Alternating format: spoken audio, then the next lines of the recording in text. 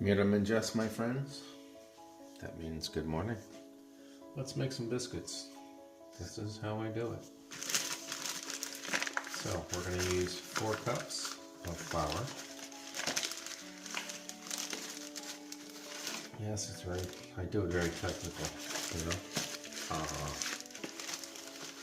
You should use bread flour. This is just regular flour. If I can find it. I'm not sure what bread flour is here yet.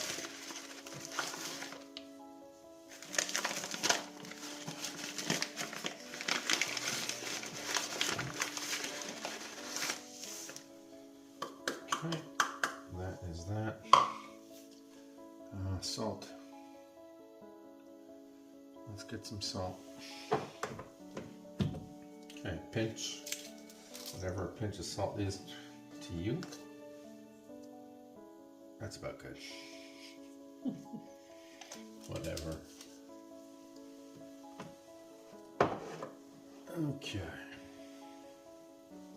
So that's that. This is baking powder. This is how baking powder comes over here. Get this in the camera. Oops, there we go. That is baking powder. It's about 12 grams, which is about 3 teaspoons. So that's a tablespoon. 3 teaspoons equals a tablespoon. So I usually use a tablespoon and a half, but I'm just using this. So you would use a tablespoon and then another teaspoon after that. I'll post the recipe in the comments if you guys want it.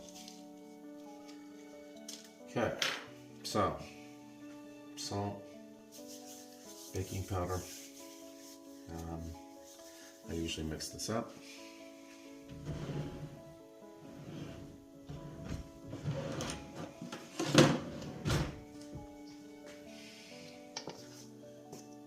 Let's mix that up. The butter you're going to use, you can use a half a stick at least, or even a whole stick. It's cold. Keep it in the fridge, or put it in the freezer for a little bit, and then cut it up in cubes, or shave it, or whatever, and stick it in your thing. I'm not going to do that today. I have butter like this that comes in a big round thing like this. So I'm just going to shovel this butter in here, and I'll mix it around and stuff when I'm mixing it around. So, well, let's do it this way.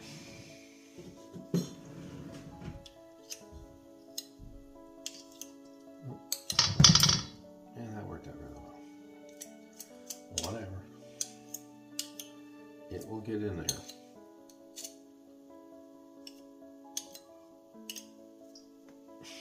That worked out well too. Oh well. That's the way it goes. Okay, so you should use milk when you're doing this, or heavy cream, or what, half and half?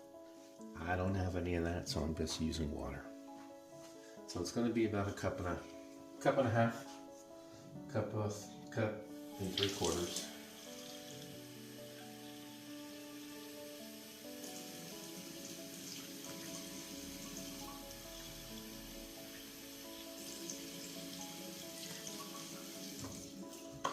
Okay. Mix, mix, mix, mix, mix.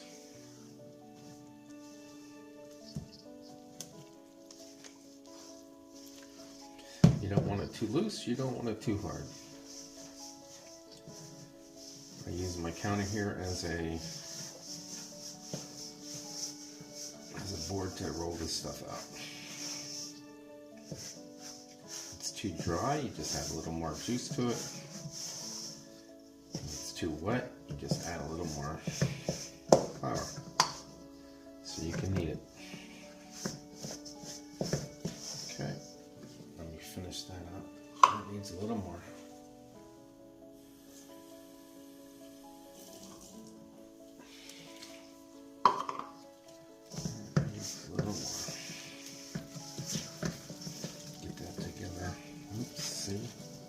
A little bit goes a long way, so be careful. I need to add some flour to that now. So, give me a minute.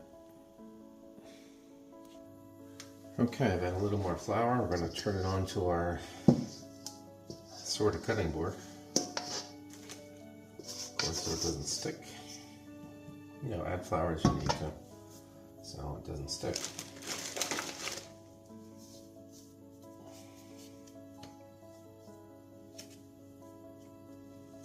Okay, I'll show you the kneading a little bit, then I'll pause it and get this all kneaded up.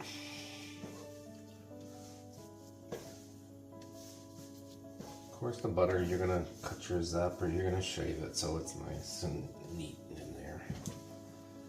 It's got the milk, heavy cream, or half and half, really makes it brown up really nice.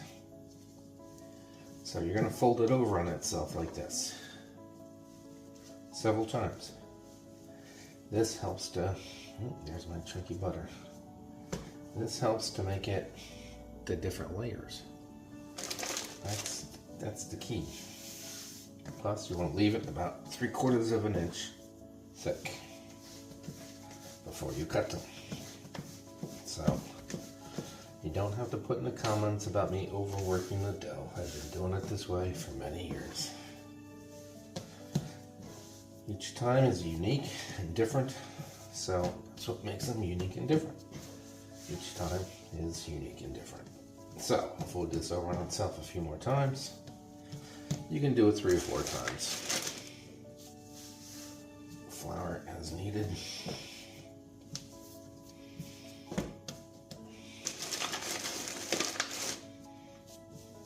Okay.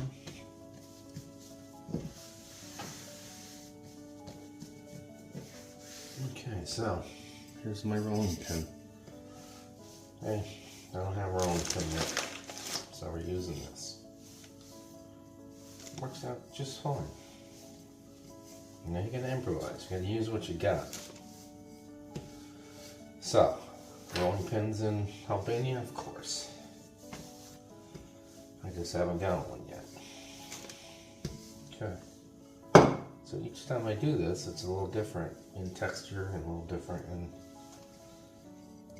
the way it comes out. That's what makes it unique each time. I often get accused of using the same photo each time. Well, I don't. This is how I do it. Okay, this is a 3-inch cutter. I had a small one, but I don't know, I lost it when I was at the kids' house in Pennsylvania. It fell off the refrigerator. Danged if I could find it. So that's how we cut them out.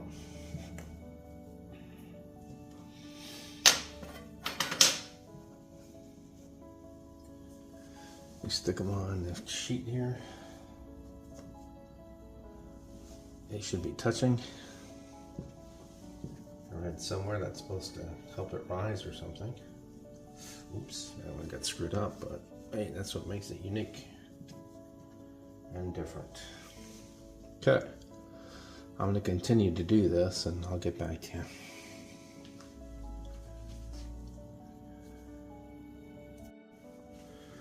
Alright, let's made a couple more. Look at that texture. It's all screwy. This is going to be a really big heart, but whatever. It is what it is. Well, this is how I make the heart. Started doing this years ago, as you guys know, who follow me on Facebook. You guys are new on YouTube and stuff. I just started this tradition years ago, and I just do it every Sunday.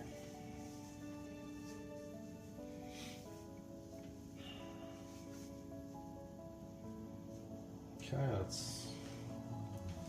that's my pathetic heart. Whatever. That's what makes it different and unique. That looks terrible, but it's the thought that counts. Okay, we're going to let this rest for 10 minutes. Then it's going into a 460 oven until we're done, until 15 minutes. Alright, while the oven is heating up, let's get this mess cleaned up. cutting board, I wouldn't be so gentle. But this is not my place. I'm just trying it. And I don't want to scratch or screw up this surface. And that's a glass cooktop, induction cooking thing.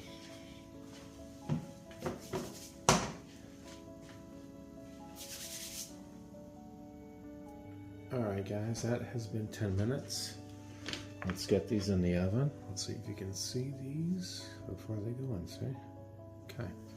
460 oven, you're going to have yours on the middle rack. I'm putting mine here because this fancy oven only cooks in one mode. Otherwise it blows circuit breakers. So it only cooks with the fan on. So it's really cooking from the top down. That's why I have it all the way up on top this time to see if I can get it to cook from the bottom. Your ovens are going to heat it from the bottom, of course. So you're going to put this your biscuits on a tray like the one you saw, and you're going to bake them like that until they're nice and golden brown. All right, I'll get back to you in a little bit. I usually do them for about 15 minutes, but keep an eye on them. They might be done before that. You might have to go a little longer. It all depends. Alright guys, these are done. It's been about 20 minutes. I had to turn them around so the heart wouldn't burn up. But that's how this silly oven cooks. Alright, so what I would usually do back east is save the bacon drippings and use bacon grease for the tops.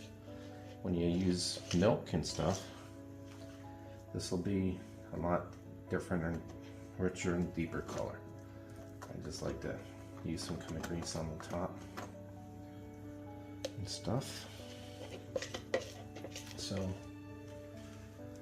this is how we do that. Of course, they're hot and it melts right away, but if you have a decent oven, your stuff will come out a lot better. You've all seen these over the years and how they come out.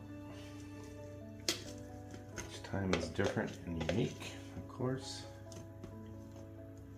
I get ready to take the picture to do my post. Oh, no, it's not timer.